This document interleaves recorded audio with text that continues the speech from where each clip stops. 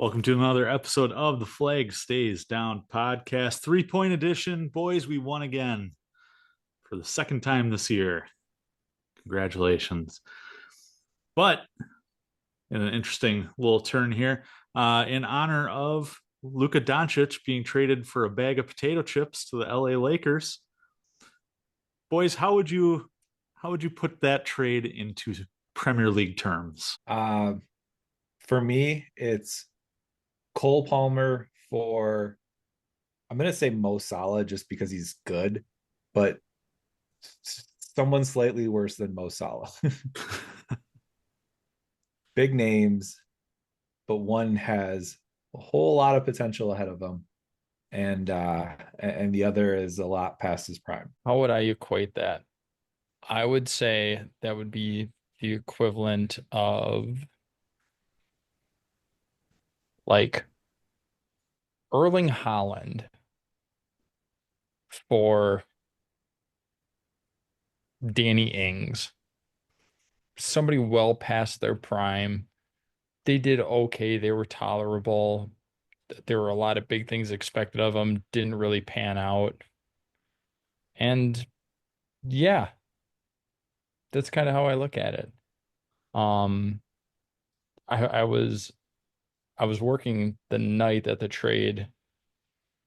I saw it come through on my phone and I thought it was a joke. I was like, "Oh, ESPN's just messing with everybody." Like that was crazy. And then another one which actually makes a little bit more sense, the De'Aaron Fox and Zach LaVine. That one actually makes a little bit more sense. But yeah, the Luca for n no show in the playoff, Anthony Davis. Yeah, I was surprised to see that one. I'm going to go with Moises Caicedo to Manchester United for another big eyebrow guy, Harry Maguire. I think it's a pretty fair deal if you're looking at the Mavs and the Lakers. But Parker, how you doing tonight? Yeah, man, that trade was wild. I, as they're not my first team, but I cheer for the Nuggets now that I'm out here in Colorado. And all of the smoke around Luca with his work ethic and whatever and his conditioning and stuff like that. Who gives a shit? Jokic is the MVP. He's averaging ridiculous numbers. He looks out of shape. He looks like he's breathing heavy most of the time, like 4 minutes into a game. He looks like he doesn't try. He looks like he doesn't care. And he puts up like video game numbers every single night. He had 4 straight games where he had triple doubles before the fourth quarter. He has more triple doubles than most teams have triple doubles. It's unbelievable.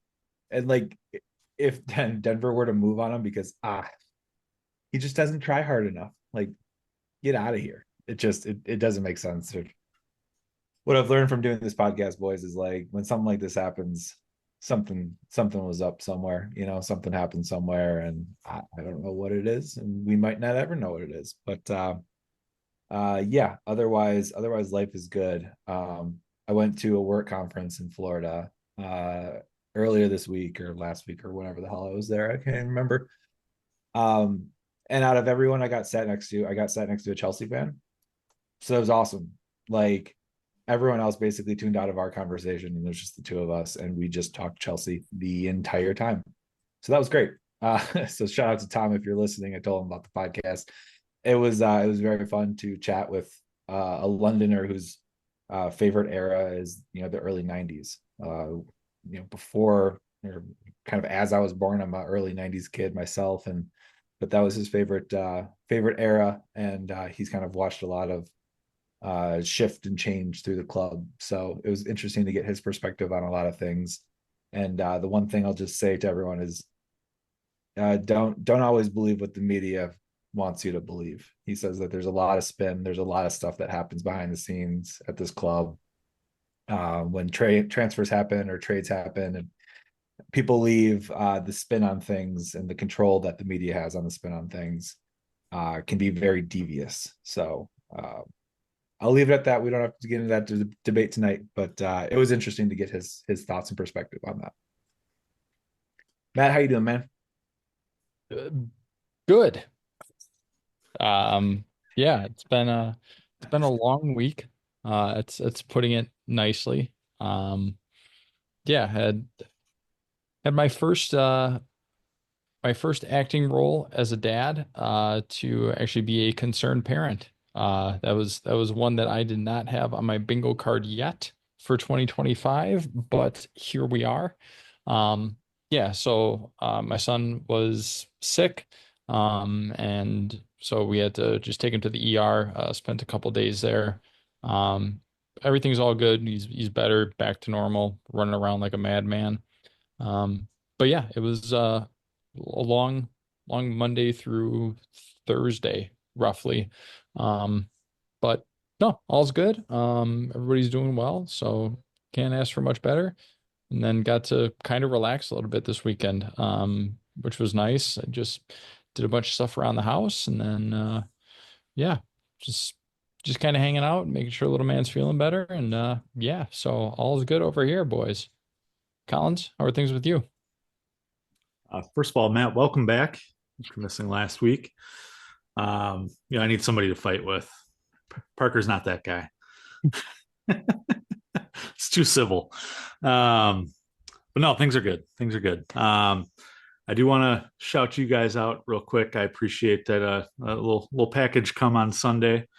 The number one item from my Christmas whatever draft, mega store draft we had, the book with all the Chelsea kits. So Aiden and I have already been flipping through that, and we both have a list of kits we like, kits we want to buy, kits that they should never bring back. It's pretty cool. So thank you to you guys for that. But no, all good, all good.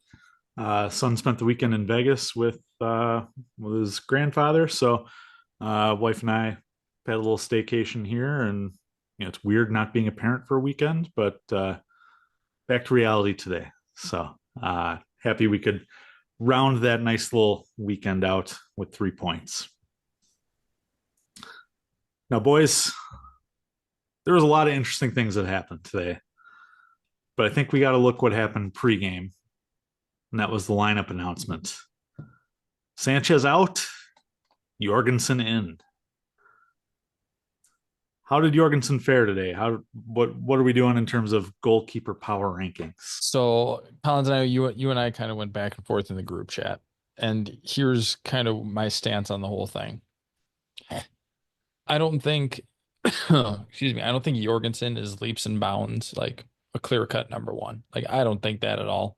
I think he has the potential to be. He's still young. Um, Playing him in this game, you have, if you look at them side by side, I'd say they're pretty close to even, about as even as you could get with two keepers. Both have their advantages and disadvantages. I don't think you're any worse off by starting Jorgensen in this match than you would be starting Sanchez. They're both capable. I think with Sanchez's recent run of form, and by recent run of form, I mean the fact that he consistently keeps fucking shit up.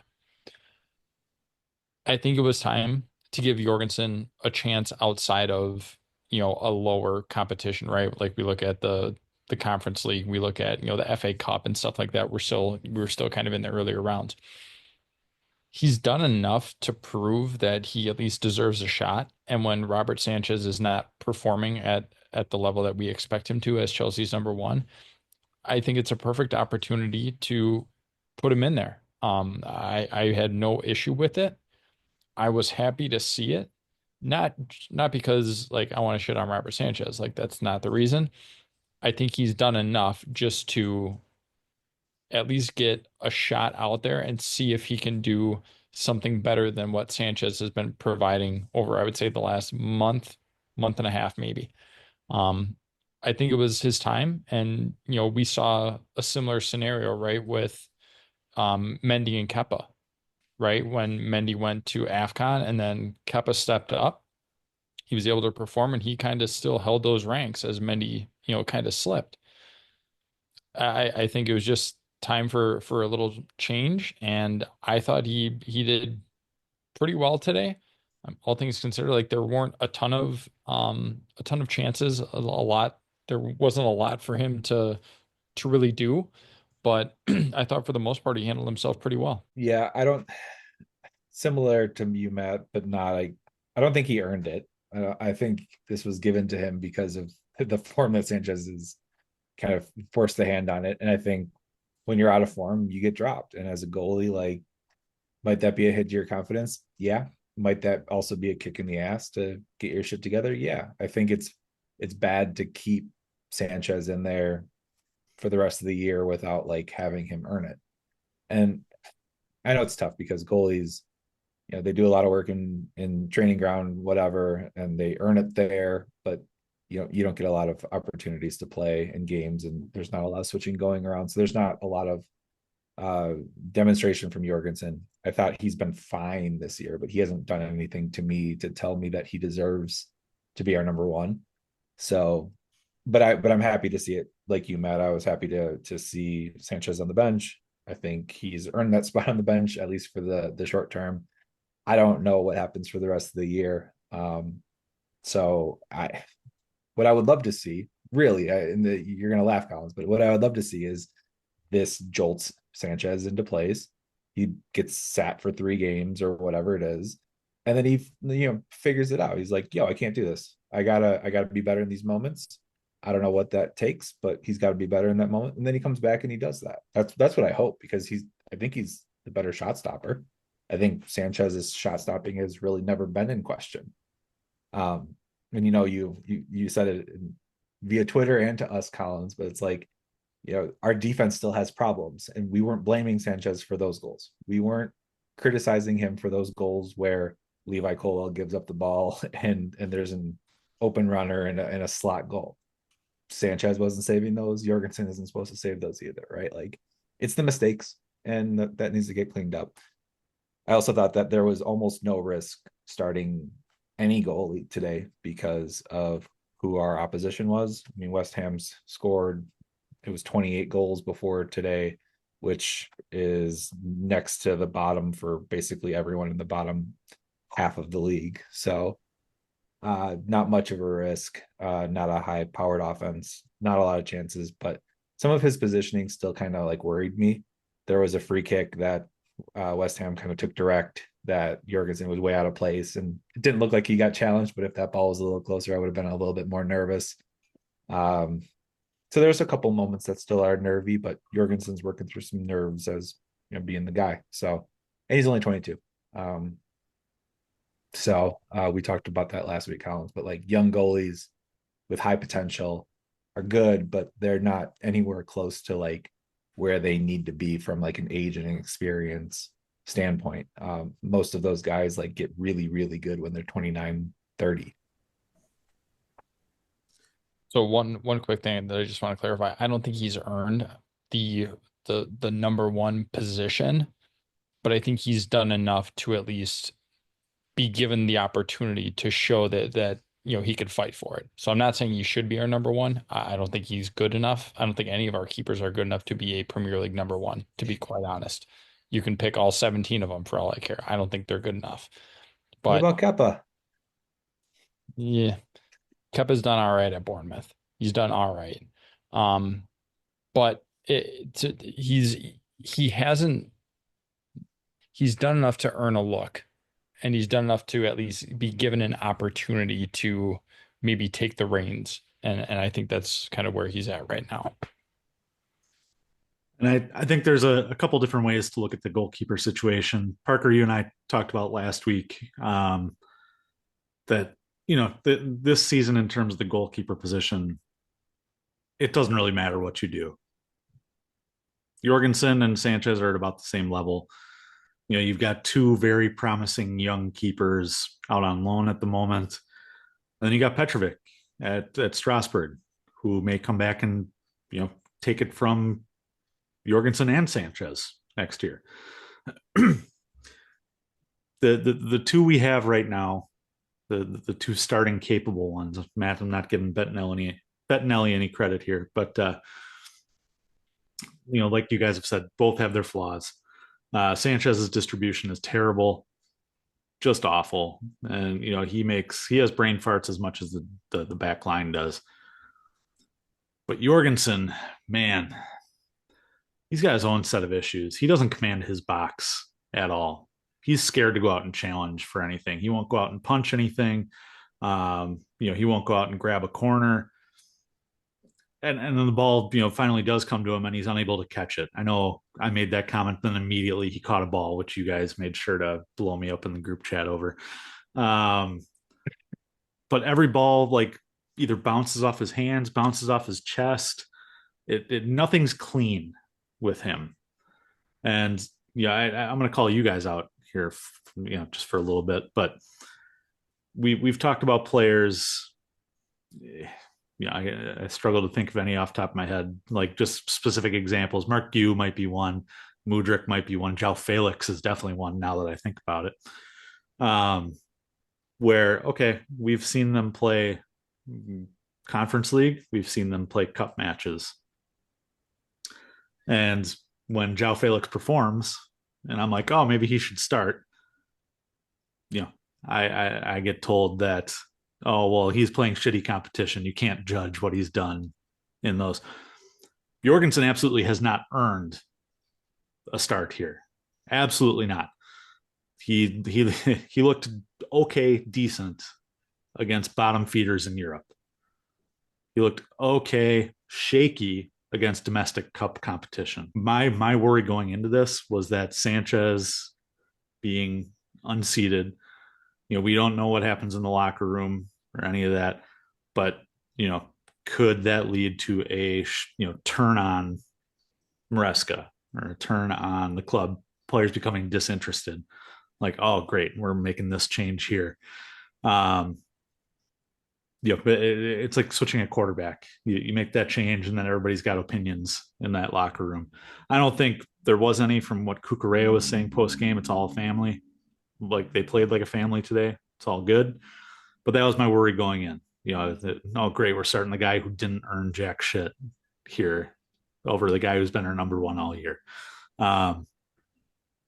With all that long-winded answer, I don't give a shit. They're both the same keeper. They both have their issues.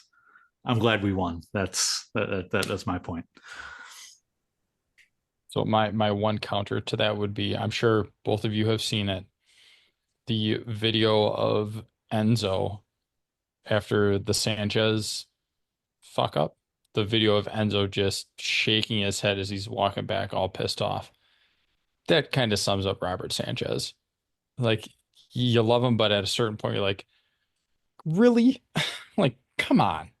So I that's just kind of what comes to mind. So I don't necessarily know that it would be anything like a locker room thing. Everybody can see it. It's not like it's some hidden thing that nobody knows about. It's out there in the open. It is public. Like the mistakes that he's made. I think it was time for a change. He's the only other keeper you have. Give him a start. I'm fine with it. But yeah, it just kind of, to me, I laughed when I saw him. Like, that just sums up Robert Sanchez like better than I could do with words. Here's what I don't get. Yeah, this is what I'm frustrated about with the whole thing. Is last year we had a guy named Robert Sanchez who played goalie, who made mistakes, and then when he started making more and more mistakes, we started Jordy Petrovic, and Jordy Petrovic did a really good job. He wasn't perfect by any means, but Petrovic was good. I thought he was really good, and then goes away. We don't have him anymore. And so I feel like we take a step backwards with Jorgensen in this situation compared to Petrovic. I'd rather have Petrovic right now starting for the rest of the year or whatever. It's like we did this. We went through all of this, the exact same thing, and we found a solution. And then we Groundhog's Day it. We do the exact same fucking thing, and I don't understand it, and that's what bothers me about all of that. So I just watched Moneyball this weekend, and I wonder if it's like a Moneyball situation where, Brad Pitt walks into the manager's office. You're not starting Pena at first today. The manager goes, I'm starting Pena at first today, and there's nothing you can do about it. Nah, Pena's a Tiger now. And you're not starting Giambi either. He got traded too. I wonder if it was something like that, because Maresca was steadfast in his defense of Sanchez the last 5, 6, 7 weeks. So I wonder if he finally got the okay to make a change. I wonder if Petrovic was going to be the starter. And they got told, no, like Sanchez fits your system better. But Matt, to your point, I also want to give credit to photographers around the Premier League the last couple weeks. There have been some fantastic Chelsea pictures taken. You got that. You got Trev kind of side eyeing Sanchez. You got Cole Palmer sitting whose keeper was that on his ass? Faked him out on the one-on-one and then just put him on his ass and went around him. And then you got Palmer today knocking down Stuart Atwell. Just some great pictures floating around. So credit to all those photographers out there. I love that Trev picture. That was great. Really threw me off today, seeing not 14 on his back. Are they going to give him 14 back now that João Felix is gone? Is Felix officially gone? Did that happen? Apparently he's flying out for his medical today or tonight. So anywho, we talked about maybe he gets it back. I don't mind, Trev 23. I don't mind it that much. 2 or 3 times I was like, who the fuck is that guy? I was like, oh yeah, that's right. So we did talk about earlier, Parker, I think you mentioned changing a goalkeeper doesn't change the stupidity in our back line.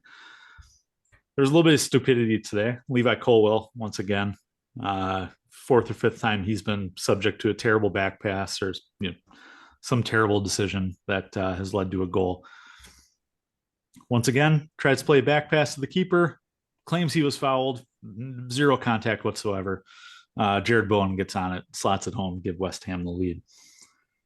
Parker, you mentioned that Levi Colwill regressed this year. What are you seeing? I'm seeing the numbers. I mean, you brought up the FBref, kind of last 365, and just kind of as a commentary around Levi. And I was thinking to myself, like, Levi got a lot of praise from us last year. Like, what happened?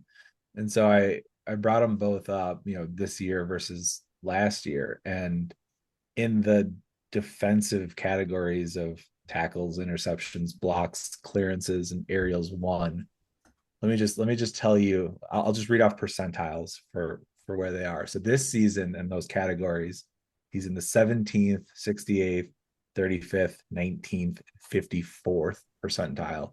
Last year, he was in the 64th, 84th, 69th, 79th, 93rd percentile for all of those categories. That seems like a big kind of a night and day difference. First thing that comes to mind is we had Thiago Silva last year. Who you're playing next to makes a big difference. And now you're the guy, you have to be Thiago Silva, and you're not yet Thiago Silva. Could be it. Kind of the rotation of his playing partner not being fully settled ever this year is probably another contributing factor. But really, I was just doing it to throw shit at you because, Collins, you like to talk about how everyone regressed under Pochettino, and point out all the stats to prove that. It's like, well, we got a guy named Levi Colwill who seems to taking a pretty big step backwards under Maresca versus Pochettino. And like I said, there's probably reasons for it, and I'm not mean enough to just say that and then defend it, mindlessly. I do believe there's probably reasons for it, but whether it's system wise or whether he's getting enough out of Levi, like, I think there's a good player in Levi. I think that there's a solid future, very good center back in that boy, and we're not seeing it for some reason or another, and it's frustrating a lot of fans, and I get that, but I think, like, collectively that back line needs work. And I'm also still not like, while I like the attacking prowess, Cucurella plays as like the same position as Enzo Fernandez in attack. And then Reece James plays very far forward as well. And so we've got 2 center backs in Caicedo really as our defense, and especially in transition when we turn the ball over. I think we need to expect us to concede a lot of goals if that's how we line up.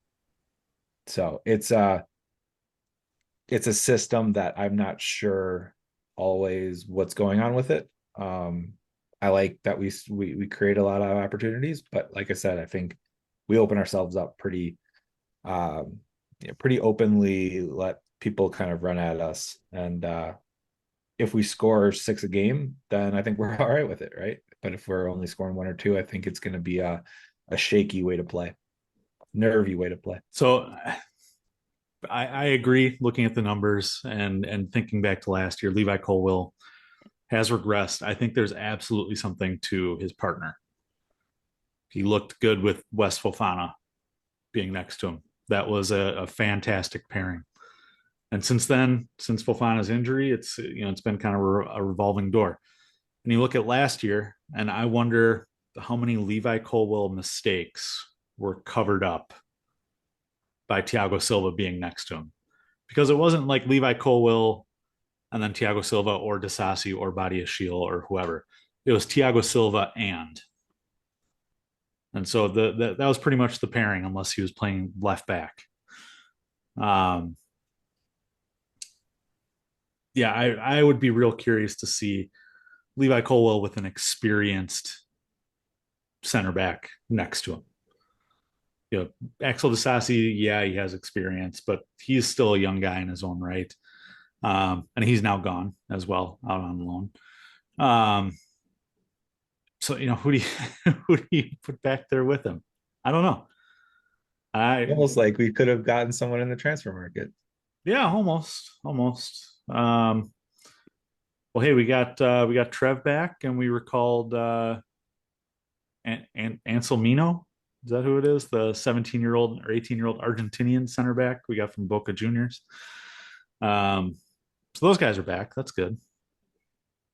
But no, I don't put it on Maresca. I think there's a couple mitigating circumstances there. In addition to his partner, I don't think he is the best distributor of the ball. You look at how Poch played, and it was the center backs played to Enzo Fernandez, who played very deep. Enzo Fernandez would distribute the ball. Under Maresca, a lot of the times you're expecting the center back to break lines with his passing, and he's not good at it. Levi Colwill has a boot to him, but he's not the most accurate person in the world. And so, in terms of a system center back, at this point, he's not that guy, but he's young, and I assume he'll be able to learn. And I think there's room for improvement there, but absolutely, he has regressed. I'll give you that. I'd be curious to see him paired up with Trev. I think that's where you have to go right now. Tosin has been on a good run of form lately. So that obviously makes that decision a lot harder. But you want an experienced center back. Trev is an experienced center back in the Premier League, whether we like to admit it or not, right? He's been at Chelsea for a while. He has played. He was playing with Palace and starting regularly. Like he knows what he's doing. We saw his very first game back. What was it? 72 hours after being recalled or whatever. Slots in, has a fantastic game. Pair him with Trev. See what happens. I think Trev is smart enough and capable enough to be able to help out Levi. But the one thing I will say is I don't want somebody to cover Levi's mistakes. Like that's the thing. And if he's making mistakes, he's making mistakes, but we can't have it look good because somebody else is, doing double the work to not only do their job, but also clean up his messes. So I hope this is kind of one of those, it's going to get worse before it gets better type deals for Levi. He's been all right this season. Nothing to write home about, but he's been all right this season. He's been relatively consistent. But I think if you do pair him with a Trev, I'm very intrigued by what that could mean because Trev is actually pretty decent on the ball. And his decision making is very sound. So I would be very intrigued by that. Man, I'm glad you mentioned Tosin. Wasn't planning on talking about him, but I do want to give him credit. I think he's played what 4 out of the last 5 or 6 matches, and he's looked good in all of them. And I think that the highlight for me today is his block in the 96th minute, and they showed the up close slow motion replay, and you can see Kukurea fretting about it. You can see Colwill like being kind of like crazy arms out there. Um, Tosin's got his eyes right on I think it was Kudus's like waist, seeing where he was going to go. Nice and low, ready position. Didn't charge out there so he can get beat. Stayed home. Nice fundamental block that saved 3 points. So credit to Tosin. He's stepped up. Another guy who's stepped up and seemed to have a pretty damn consistent game for the first time in a while is Cole Palmer. He a little bit of a slower start, but over the last month or so, we've seen him start hot, first 20, 30 minutes, and then go ice cold, but not in a good way for the remainder of the match. This one, as the match went on, he seemed to get a little more fired up, a little more into it. Do you think Cole Palmer is past whatever nagging injury he had? Is he back? I don't think he ever went away. I I think Cole is getting marked differently, and teams are getting creative with kind of controlling him and whatnot. And what I saw in a lot of the games that you just mentioned, Collins, was Cole starts hot, gets a goal, and then like they really clamp down on him, and then it forces him to like basically go up to the center backs and try to get the ball there, where he's just less effective, which I don't think works. And I didn't love his like impatience with the game kind of coming to him, but yeah, I think he's finding ways to adapt. The team's finding ways to adapt. They're trying to find ways to get him the ball. It's funny. I sent it in the group chat, and I didn't text a lot in the group chat because I was watching on my phone today. But I was like, oh my God, he's human, because he skied a ball where he got set up on his left foot just outside the box, and he skied it. And I'm like, you don't do that. Like you don't do that. It's not something that he does. I didn't think that he was capable of it. I thought he was just like automatic from that position, at least like to force a save, right? Like, so he is human. I think he's look, even without like a lot of the stats, I think he's been in incredible form the last 3 months. He's been one of our only bright spots in a run of games, where we have 9 points out of 24. The reason we have 9 points out of 24 is largely because of Cole. Yeah. It was fun to see Cole get a little irritated, a little fed up. And the commentators they mentioned it. They're like, usually this is a point when people kind of fade in the game, but Palmer's like growing into it very, very quickly. And I honestly I think a lot of kind of what set it off was the free kick right before halftime. That was such a well hit ball. Oh, but I think that's kind of what set it off, because we saw Palmer start to grow more and more and start to kind of take over and start distributing and doing all the things that he can do. But if you get him, the big thing is a lot of teams are now playing us with this low block, right? We've talked about that's how you beat Chelsea. You put a low block and say, come at us and see what you can do. As soon as that game opened up a little bit, he took full control. He took absolute full control of that game, and he owned it from that point on. Um, Fouls and whatever, he just took it on the chin, kept going. He just wanted more and more.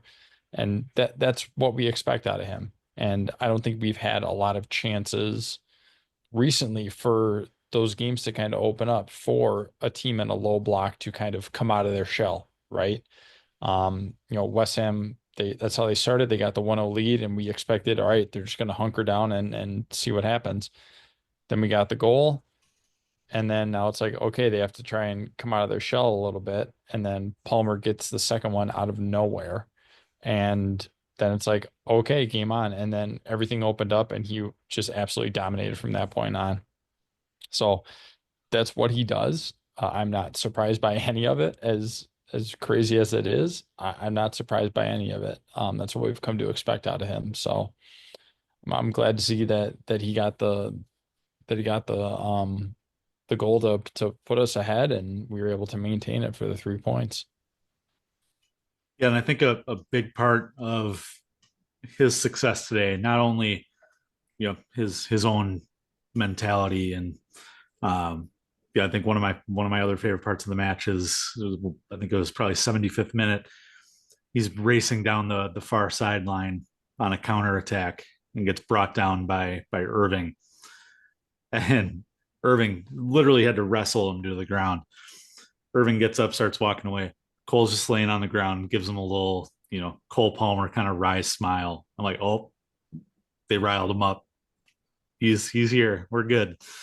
Um, but going along with that, I think the next stage in getting Chelsea to where they need to be is getting the correct people on the pitch consistently with Cole Palmer. You look at the Bucks here in Milwaukee, and it was, how can we maximize Giannis's potential? Who can we put around Giannis to make sure that we're winning? Any good franchise, any good team, any good club needs to surround their star player with talent that complements them. And I look at the subs right around when Cole Palmer started, quote unquote, getting into the game, building into the game. Pedro Neto came on. Noni Madueke went off. Nicholas Jackson went off. Mark Gue came on. And in addition to that, you had Reece James back there with him for a little bit, which we haven't seen a lot of this year, is Cole Palmer and Reece James on the pitch at the same time. Enzo Fernandez was fired up, which is something you don't see every match. It's something that I love because he's got that Argentinian shithouse in him. And so I think him and Cole Palmer complement each other well because they both have a little bit of shithouse, but one is a little bit more aggressive.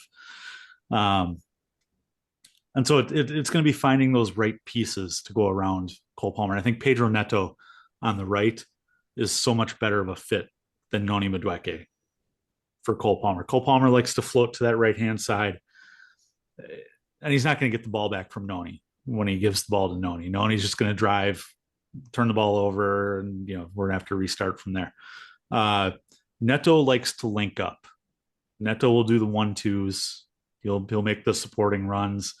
He will cut in when Cole cuts out, kind of deal. That I thought was a game changer, and that I think allowed Cole Palmer a little bit more freedom out there in terms of not limiting where he can go on the pitch and get access to the ball. So good to see adjustments, and good to see Cole Palmer reap the benefits of that. I like though that you mentioned the subs, Collins, because I think the subs changed the game for us, and I feel like they finally came at a time where they have the ability to impact the game and like really change things up. We haven't seen a ton of that from Maresca in this run of form, and I was very happy to see that today. So who all came on? I know we used all of our subs, right?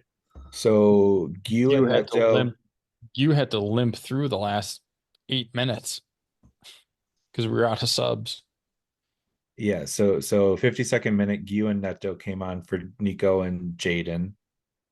Nkunku and Gusto came on for Madueke and Reece in the 61st, and then in the 90th, Trev came on for Cole Palmer.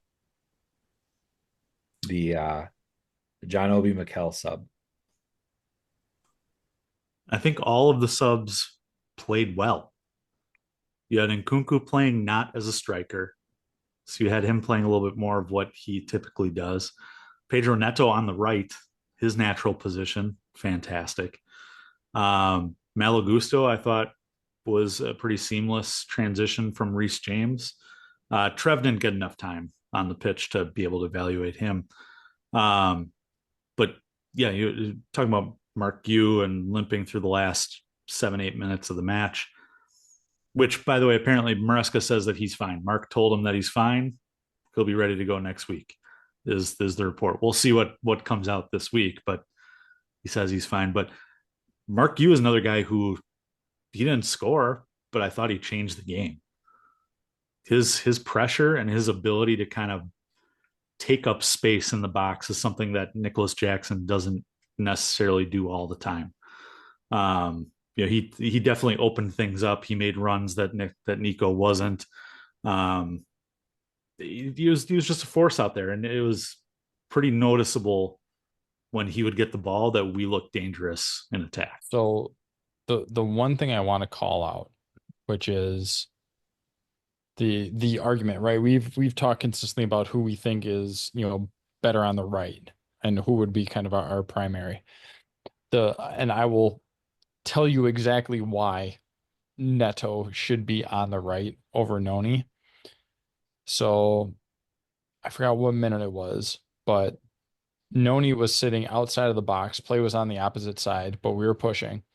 And ball comes in, goes far post. Enzo, I think, tries to head it. It's just a little bit too high, and there is nobody on the back post. Noni is sitting outside the box. Enzo looks at Noni like, where the fuck are you? How does Neto score his goal? He crashes the far post. It's something so small, but it speaks volumes to the understanding of what Neto needs to do. Ball's on the far side. You need to be crashing on that back post. This is not the first time we've seen this. I think I called this out a couple of weeks ago where Noni did not crash the back post and he could have had an easy goal. Again, we see the same thing out of him.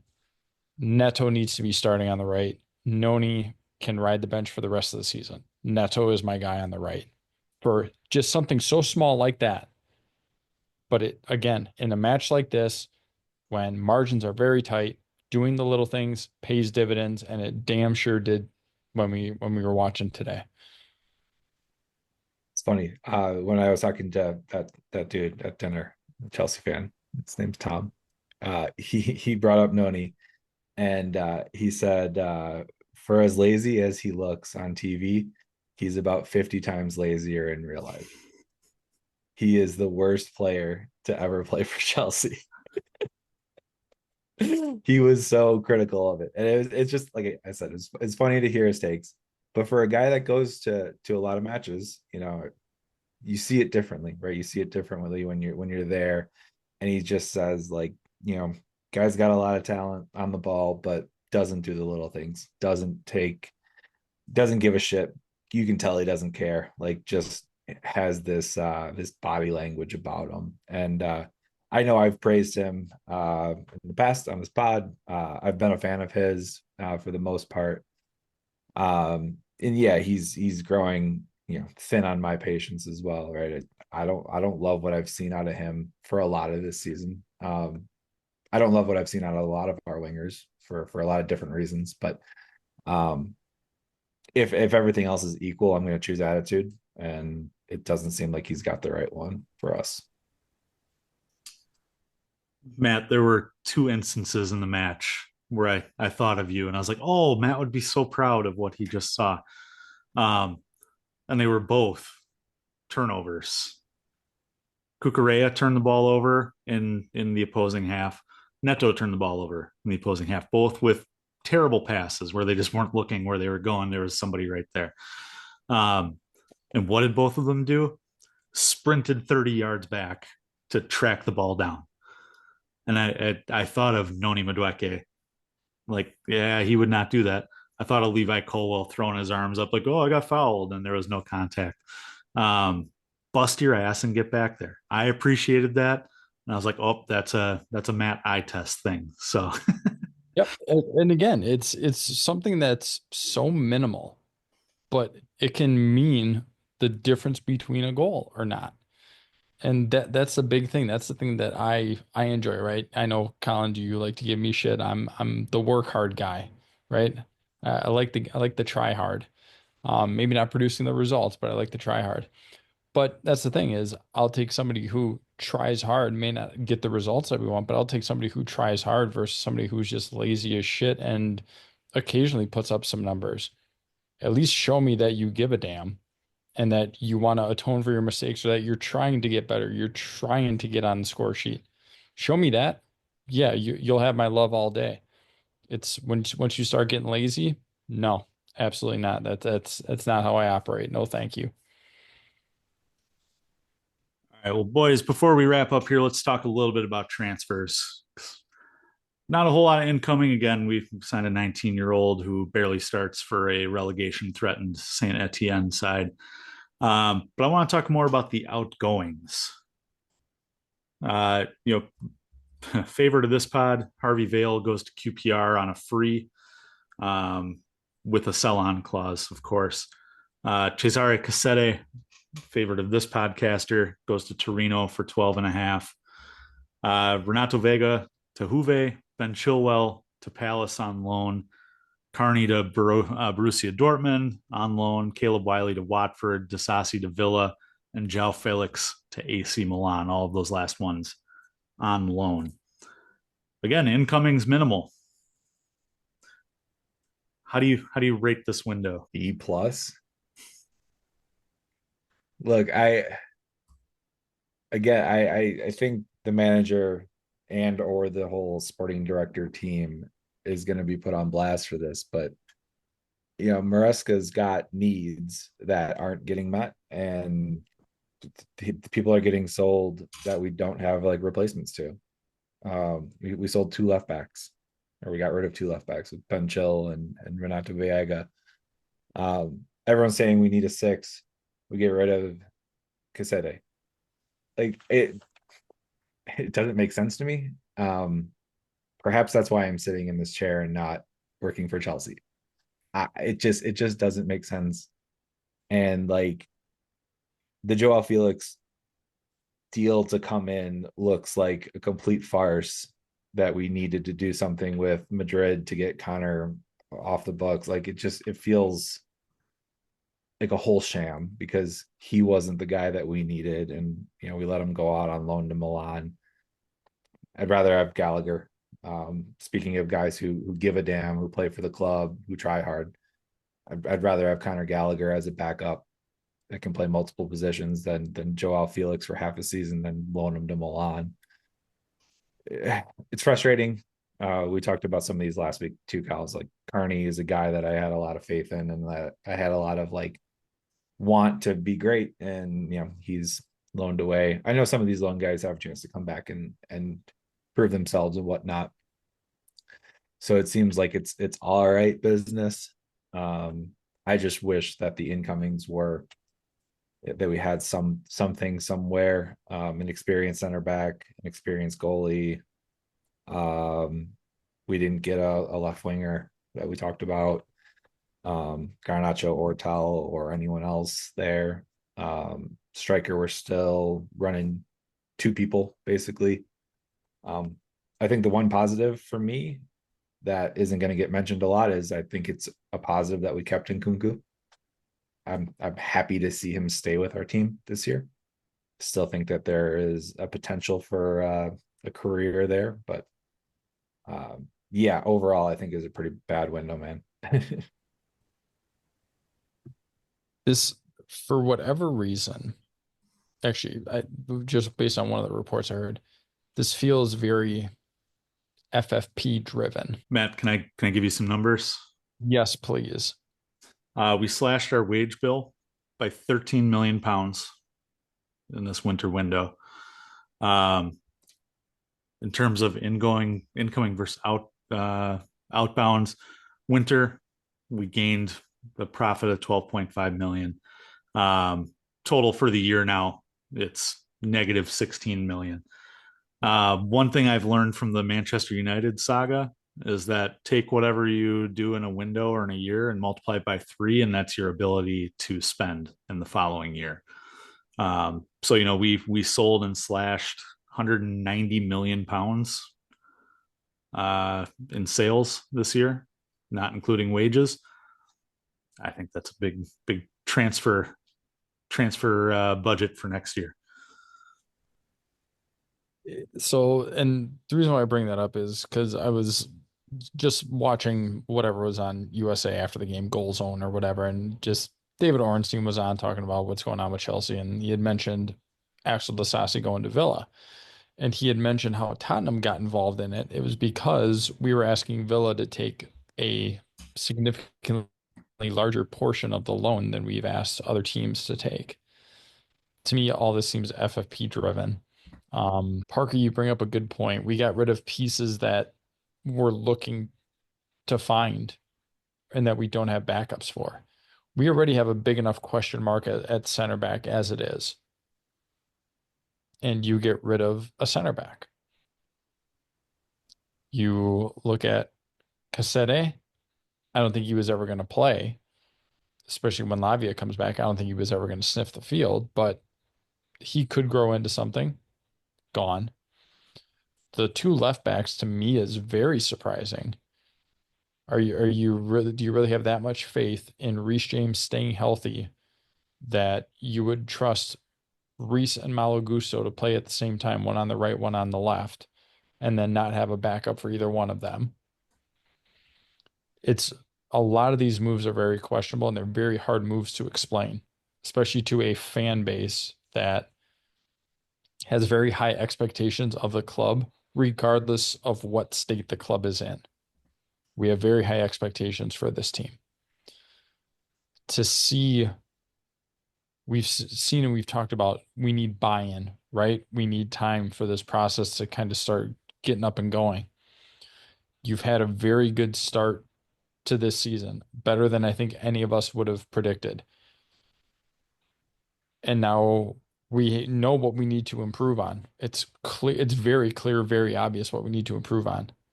And we do nothing in this window. Collins, to your point, we sign some player who's barely starting on a relegation team in what, Liga 1? The fuck is that about? Like, I feel like we bought all the lottery tickets and now we're just sitting and we don't know what to do with ourselves, right? Like we want to play the lottery, but we've already bought all the tickets and we can't buy anymore. So now we're in a panic. We don't know what to do. We're just in like sit and wait mode. That's how it feels. And we're just kind of cleaning house right now as far as cleaning up the books. I get it, but I don't think this is the right time to do it. I think the summer would have been the much more opportune time. If you're going to get rid of people, get rid of them. If you're sending them on loan just to hopefully drive up their transfer price, so be it. But do it at positions that we absolutely have a surplus at. And I think by some of the moves that we made, we're putting ourselves at even more risk than we were to begin with. So my hope, actually, let me start with my rating for this window, and it's a C. You got rid of some people who did not want to be here. You loaned out some players who need match experience, who aren't going to get that match experience. You got Ben Chilwell / Danny Drinkwater off the books, at least for 6 months. Where hopefully he can raise his value, and then somebody bites at him in the summer. I think that's a big one right there. Carney needed playing time. I will give him that. Cassidy, I don't like that move, especially considering, like Parker, you said, we need a number 6. But my hope is with less matches now in the second half, you don't have a whole group stage of the Conference League. Cup competitions are going to be win or go home. You don't need as many players in the second half of the season. You need your core guys and let Cobham fill in the gaps. You look at left back, Ish Samuel-Smith has been a very, very highly touted left back coming out of Cobham for the last probably 3 or 4 years. Maybe he gets his chance. Achimpong on the right is a guy who can get some reps there. The number 6 position, Sam Raksaki, is a guy who, again, has been very highly touted, wanted by all kinds of German clubs the last couple of years. He's number 6. He can slot in right there. Keanu Dyer, another guy who can fit in there.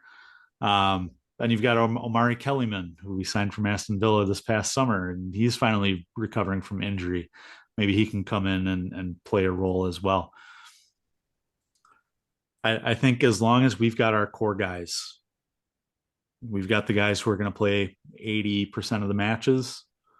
And I realize that there's injury concerns with some of them. But I think in those positions, you have PL2 players who could step up and fill into those roles. And if we're looking at players in the past, Alfie Gilchrist, Billy Gilmore, Harvey Vale at one point, who get their chance in the second half of the season, they typically tend to shine. And then we sell them like Lewis Hall. Yeah, and then we sell them. But they did their job for those 6 months. I'm good with it. And in terms of incomings, yeah, we have needs. I get that. But I think you got to walk the fine line between filling an immediate need with possibly shaking up the locker room. You bring in a guy who's a bad actor, right? And that just kills the rest of the season. I look at Ricardo Quaresma.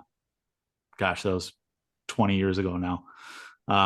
Came in and we were a title winning team and he fucked it all up and then we didn't win the title. I think he played 3 matches that year. You don't want to do that and you want to preserve the project. Matt, you have talked about how winter, you got to pay a premium for players.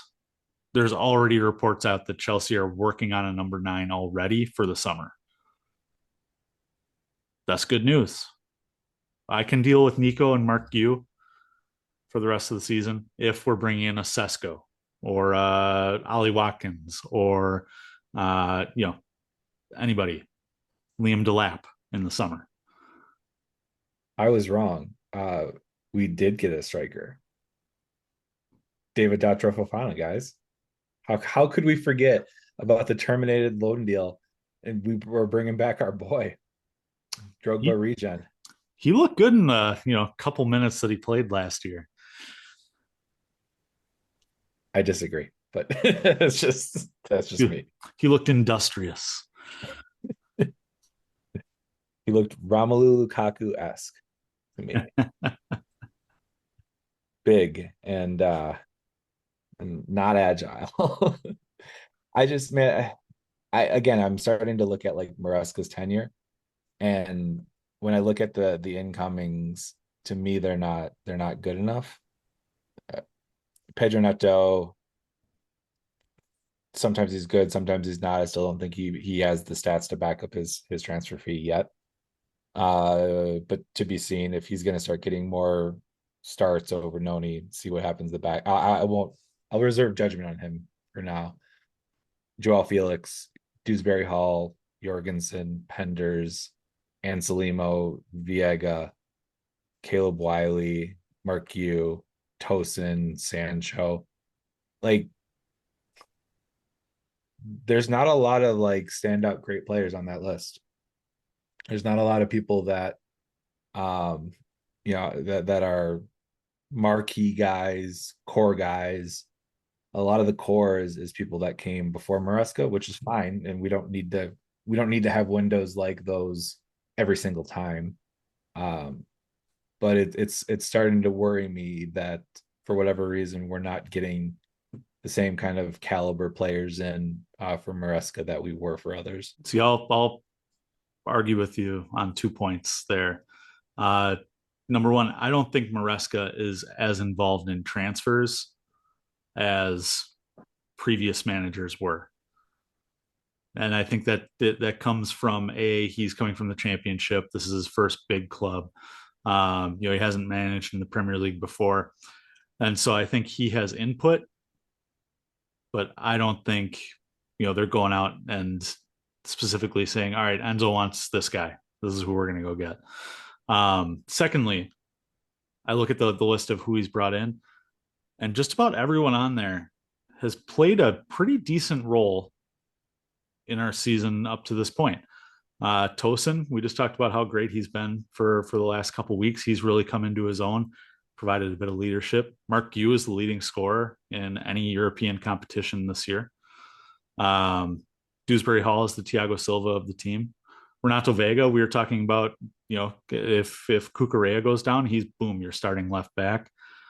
Jorgenson is the same as Robert Sanchez. Pedro Neto, we're just talking about, is your starting right. And João Felix, he was unlucky not to make the Premier League squad, but the times that he did play looked great out there. I mean, good. Between good and great is how I'll rate him. So, it's not like that Antonio Conte class from, what was that, 2011, something like that, where all of those guys just sucked and they were just busts. You've got role players all down that list there. Yeah, but role players don't cost 52 million pounds or euros. See, I think role players that you bring in for half a season and then loan out don't cost 52 million euro. Period. 44 and a half, actually. Felix, 52 million euros. Euros. Oh, sorry, I'm looking at pounds. 44 and a half million pounds. Yeah, 52 euro, 40. Yeah. That's an overpay. You can say it. You don't have to get on with my all my points, but that's an overpay. I think there's a good player there, and I think it's going to be a bargain if we would play him. Come on, man. Stop drinking the Kool-Aid. I think honestly though, I think you look back in 5 years, which we won't, but you look back on these classes of players and none of them are going to be guys you talk about. They might be guys you talk about like Victor Moses, but they're not guys you talk about that are great players. None of these guys are going to be long-term Chelsea greats. Mark Gue is going to have 15 league goals 5 years from now. I will put my name behind that. I hope so, but it is more likely that he goes out on loan for the next 3 years and then he gets sold for 30 million to Serie A. I don't know. Well, even then, you're making 25 million. Yeah, but you got to play the guy. You got to get someone in that eventually that scores goals for you. So I think that's the interesting thing. Kind of before we wrap up is the whole approach. So, and Collins, you're gonna fact check the hell out of me, and I hope you do, because I'm gonna be kind of talking out of my ass for a little bit. Is that something new? No, but I'm just openly admitting it this time. Precursor. I know what I'm about to say, and 90% of it's probably going to be not true. But just from an observatory standpoint, it seems like we're relying more on the academy to aid with FFP under this new regime, under Bowling and Company, where before the idea was you go through the academy and you would output more first team players through your system. That's at least how it seemed to me in the difference between Abramovich and Bowley. It seems like we're using the academy strictly as a bank, right? As a source of funds. And you had mentioned names of really good academy prospects that we have. That's great. But we've had a lot of recent good prospects that we have just said, yeah, we need money, so we're just going to get rid of you. First name that comes to mind for me, Ian Madsen. Right? Just up and sold him. Didn't really get a fair shake in the first team. Was kind of on a little bit as a sub, but that's about it, right? We were under some stress with FFP, and we kind of use him to make a quick buck and help our cause. Granted, I know FFP was introduced kind of after Roman and everything like that, so I get that, right? I understand that. But if we're talking about filling needs, and Collins, if you're saying, well, we have all these great academy prospects, I don't think they're ever going to make it to the first team because we're going to sell them before we even get the chance to see if they could perform. So if we are doing this for profit, we are doing this to be within FFP, I want bigger names, right? I want those, what do we call them in FIFA? The crucial players or the important players. I would say 90% of who we signed in the summer are squad rotation players. A lot of them would be, and Collins would probably agree with this, a lot of them would probably be mid to bottom starters on a Premier League team, right? They would probably be starters at, uh, Tottenham, right? Or, you look at, something like a Wolverhampton, right? With things like that. They would be serviceable. They wouldn't be great, but a lot of them, I think they're just going to be kind of journeymen in the Premier League if they don't go elsewhere. They're just going to be journeymen. I don't think any one of them are going to be considered like a Premier League great. And I'm not saying everybody we sign has to be, the upper echelon, right? But we need to make moves that make sense.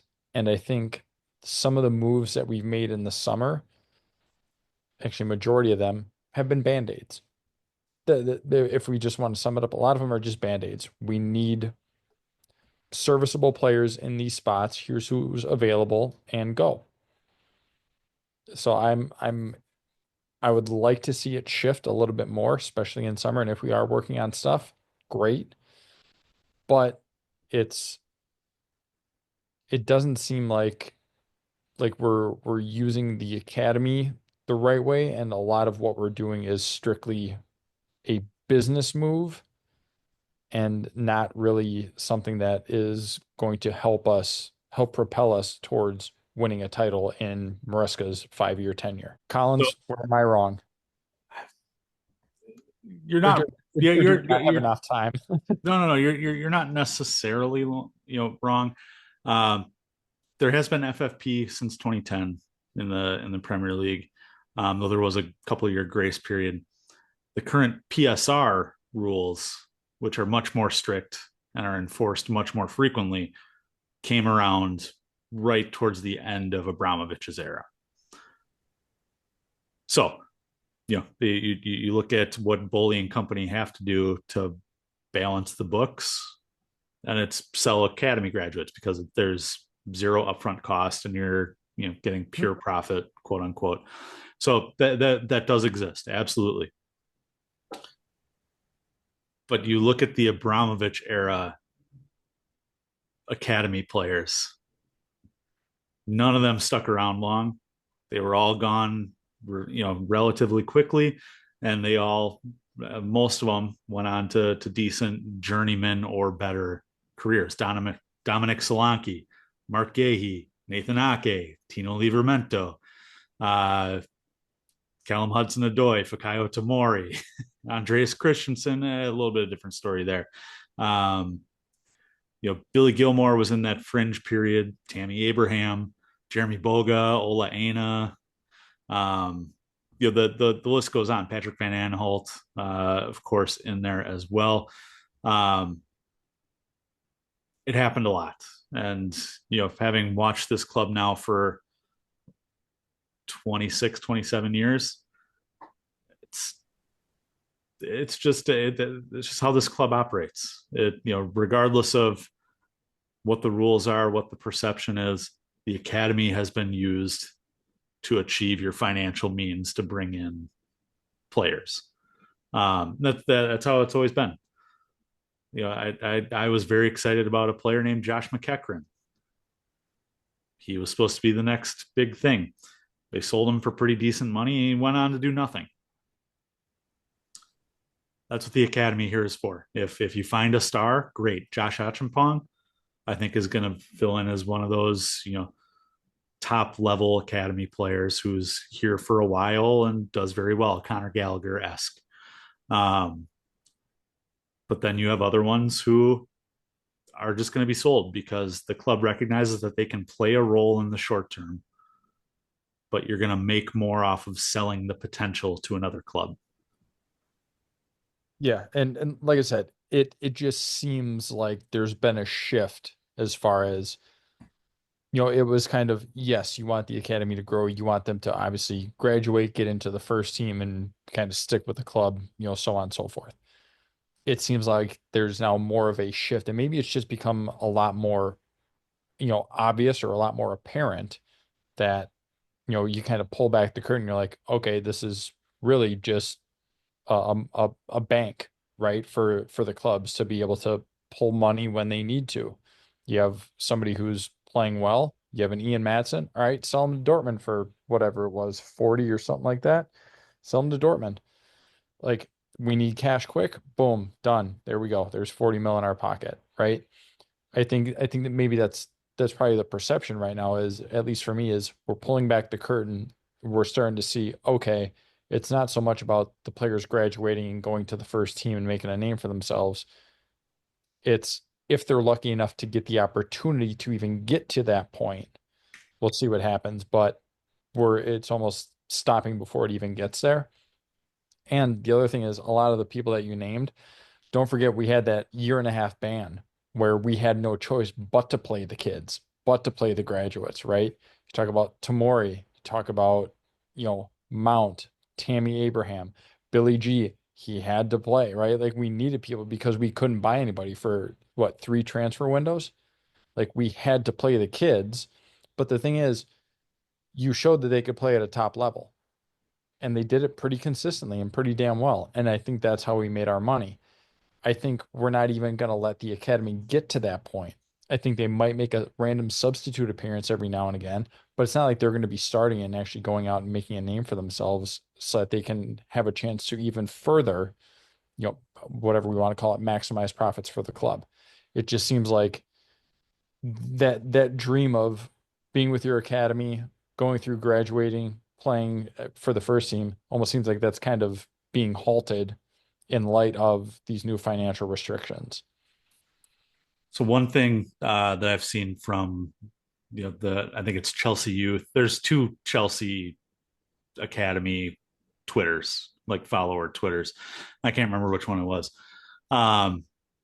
He did kind of a deep dive into that, from the player's perspective, and it's not just at Chelsea; it's at all of the top 6, top 8 clubs, where they are told, when they get that first academy contract at 12, it's, we are building you up to be a good player. It's not, the numbers are presented of, you have this percentage chance of making the club. But if you don't, you have this percentage of, chance of being Premier League, Championship, League One, League Two. These players know what they're signing up for. Is it the dream? Absolutely, to make it through. 100%.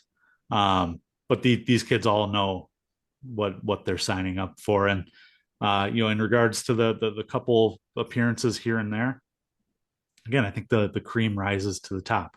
Yes, Lewis Hall was a fuck up. 100%. Billy Gilmore is actually now in kind of a slump in Serie A. And, I think he may have already peaked. Ian Madsen was never going to be a starting left back or the backup left back at Chelsea. So getting 40 million for him is a great piece of business. But I think that's what you run into, is you get the players who are Premier League ready, or, ready to make their debut.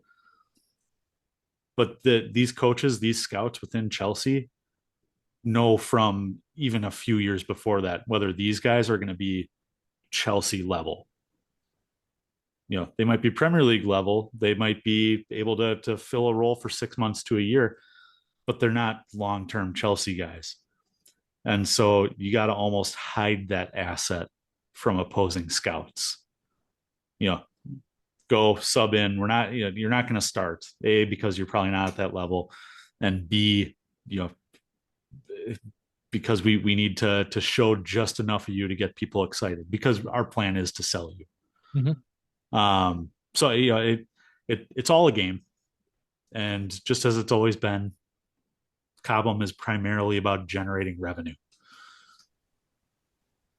I think that's the long-termness of this.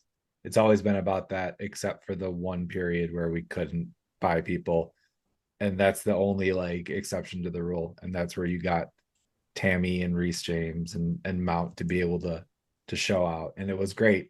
People loved it, but that's not the rule. That's the exception to the rule. And the primary is win now for Chelsea. If I were to summarize our club up, it's win now.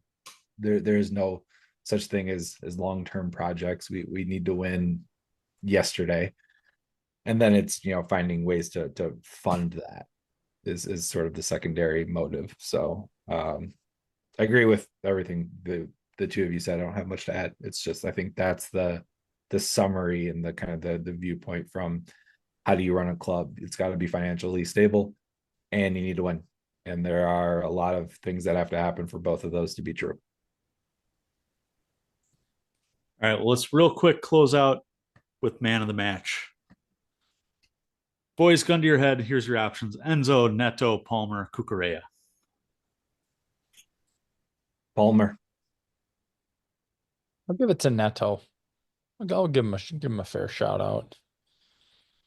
Enzo, he was consistent for 90 minutes as opposed to the other ones. But Neto was your winner with 50% of the vote. Palmer in second, Enzo third, Cucurella did not receive a vote.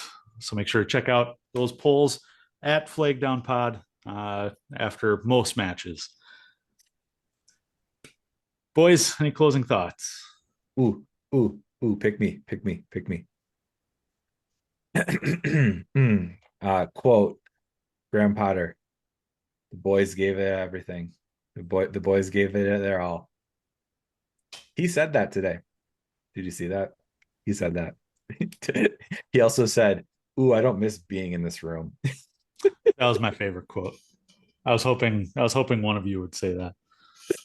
Oh, I don't miss it here. That was just. Could you script it any better, boys? Boys gave it their all. And you boys gave it your all today too. I'm proud of you. Say the thing. Say the thing. He said it. He said it. You said it. Oh, that's perfect. All right. Well, make sure to subscribe, rate, and review wherever you get your podcasts. But boys, we got Graham Potter's former club Brighton next week and the week after. So looking forward to next week's pod. Yeah, buddy. Later. Cheers.